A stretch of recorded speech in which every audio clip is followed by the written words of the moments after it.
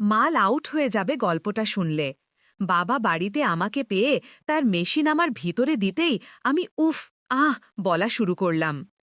আমার স্ত্রী একটি অসুখের কারণে চলে গিয়েছিলেন, যার কারণে আমি প্রচণ্ড আঘাত পেয়েছিলাম। আমার একমাত্র মেয়ে ছিল, তার নাম ছিল সোনম। সোনম দেখতে খুব সুন্দর ছিল। যখন আমার স্ত্রী চলে গেলেন, তারপর আমি আমার মেয়ের দিকে ঠিকমতো নজর দিইনি, আর হঠাৎ করেই সে বিয়ের বয়সে পৌঁছে গেল, আমি টেরও পাইনি। আমার মেয়ে সাধারণ আর সহজ সরল ছিল। সে ঘরে সালোয়ার পরত আর বাইরে যাওয়ার সময় জিন্স আর টপ পরত। এখন আমি তার দেখভাল করা শুরু করেছিলাম, কারণ তরুণী মেয়েদের দিকে তরুণ ছেলেদের নজর সব সময়ই থাকে। আমি স্পষ্ট জানতাম তারা মেয়েদের তাদের জালে ফাঁসিয়ে তাদের যৌবন নষ্ট করে দিতে চায়। আমার মেয়ে এত বড় হয়ে গিয়েছিল, কিন্তু এখনও যদি তার কোনো কষ্ট হতো সে আমার গলা জড়িয়ে ধরে, আর যখনই কোনো ভালো কথা বলতে হতো সে লজ্জা না পড়ে আমার কোলে ছোট বাচ্চার মতো চলে আসত। প্রথম প্রথম তো আমার মেয়ে সম্পর্কে কোনো অদ্ভুত ভাবনা আসেনি, কিন্তু পরে যখন সে বড় দেখাতে লাগল, আমার মনে অদ্ভুত অদ্ভুত ভাবনা আসতে শুরু করল। একদিন আমি আমার মেয়েকে আমার ঘরে কাঁদতে দেখলাম। আমি তার কাছে গেলে সে তার চোখের জল মুছে ফেলল আর চুপচাপ সহজ সরল হয়ে গেল। আমি বললাম, মা, কি হয়েছে? কিন্তু সে বলল, কিছু না বাবা, আমি ঠিক আছি। আমি জানতাম, মা, তুমি কাঁদছিলে, আমার থেকে লুকিও না, আমি তোমার বাবা, তোমার থেকে কি লুকানো। এখন তো আমরা দুজনেই রয়ে গেছি, যারা একে অপরের সহায়। আমার মেয়ে নিচু নজরে বলল, বাবা, এমন কিছু না, শুধু মায়ের স্মৃতি মনে পড়ে গিয়েছিল, তাই কেঁদে ফেললাম। মা, যা হওয়ার তা হয়ে গেছে, এটা সব ঈশ্বরের ইচ্ছা, আমরা এতে কিছুই করতে পারি না।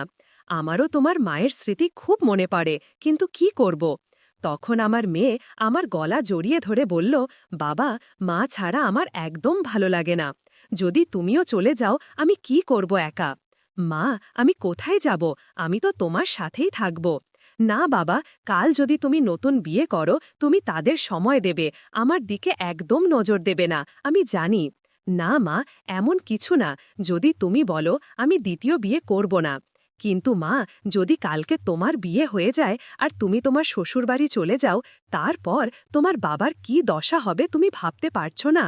মেয়ে, একা খানা বানানো, রোজ একা থাকা, সারা জীবন কি করে একা কাটানো যায়?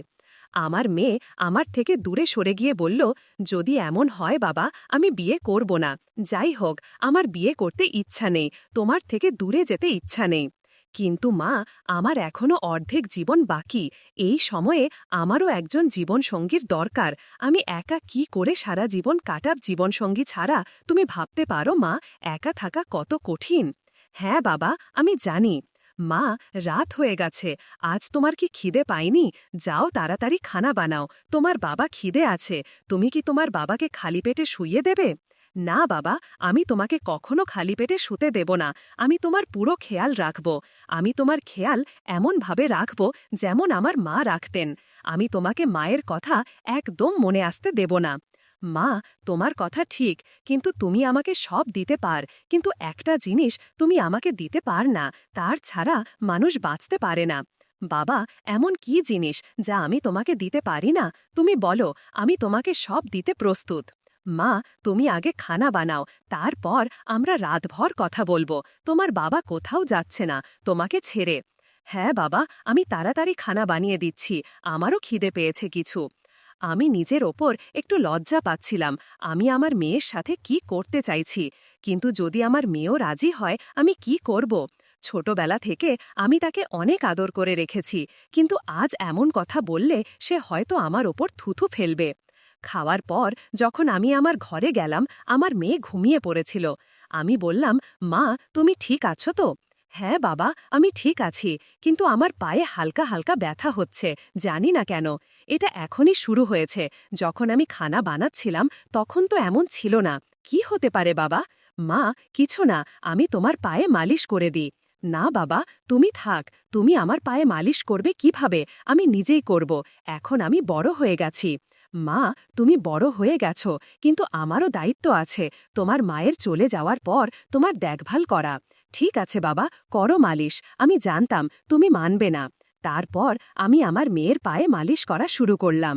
মেয়েটি বলল, পাপা একটু ওপরে করে হাঁটু পর্যন্ত মালিশ করো। যখন আমি মালিশ করছিলাম সে দ্রুত শ্বাস নিতে শুরু করল। মেয়ে, কি হয়েছে? এত দ্রুত শ্বাস কেন নিচ্ছ? কিছু না পাপা, এমনি। আমার মেয়ে আমাকে লুকিয়ে রাখছিল, কিন্তু সে গরম হয়ে উঠছিল। আমি সব বুঝে ফেলেছিলাম। মেয়েটি বলল, পাপা এখন আমার মনে পড়েছে তুমি যে জিনিসের কথা বলছিলে যা আমি তোমাকে দিতে পারব না। পাপা বলো এখন। আমি সেই জিনিসের দিকে ইশারা করে বললাম, মেয়ে তুমি আমাকে দিতে পারবে না। পাপা আমি কিছু বুঝতে পারছি না, আরেকবার বলো। মেয়ে সেই জিনিস যা প্রত্যেক পুরুষ তার স্ত্রীর কাছ থেকে পায়, জীবনের পরম সুখ। পাপা তুমি কি এই কথা বলছ? সে ইশারা করে বলল, হ্যাঁ মেয়ে আমি এই কথাই বলছি। কিন্তু পাপা আমরা তো বাবা মেয়ের সম্পর্কে বাঁধা, এমন অবস্থায় আমি তোমার সাথে এটা করতে পারব না।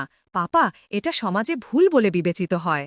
মেয়ে এই জন্যই তো আমি বলছিলাম যে আমি নতুন বিয়ে করব, যাতে আমি সেই সুখ পাই যা একজন স্ত্রী দেয়। না পাপা, আমার থাকতে তুমি নতুন বিয়ে করবে না।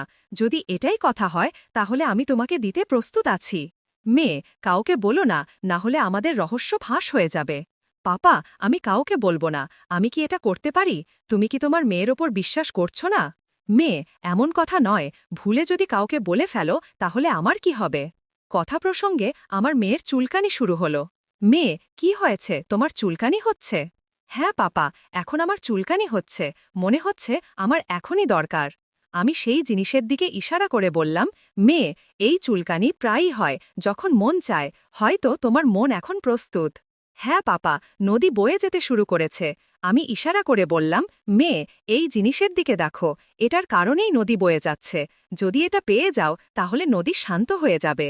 হ্যাঁ পাপা এখন আমি আর থাকতে পারছি না, আমাকে দ্রুত দাও। পাপা প্রথমবার কিছু হয়ে যাবে না তো? আমি জানি মেয়ে প্রথমবার কি হয়, তুমি টেনশন করো না, তোমার পাপা সব সামলাবে, তুমি শুধু পা ছড়িয়ে দাও। আমি আমার মেয়েকে আনন্দ দিতে বললাম, মেয়ে তোমার কেমন লাগছে? পাপা প্রথমে অদ্ভুত লাগছিল, কিন্তু এখন শান্তি পাচ্ছি। মেয়ে প্রথমবার এমনই হয়, এই নাও তুমি কলা খেয়ে নাও।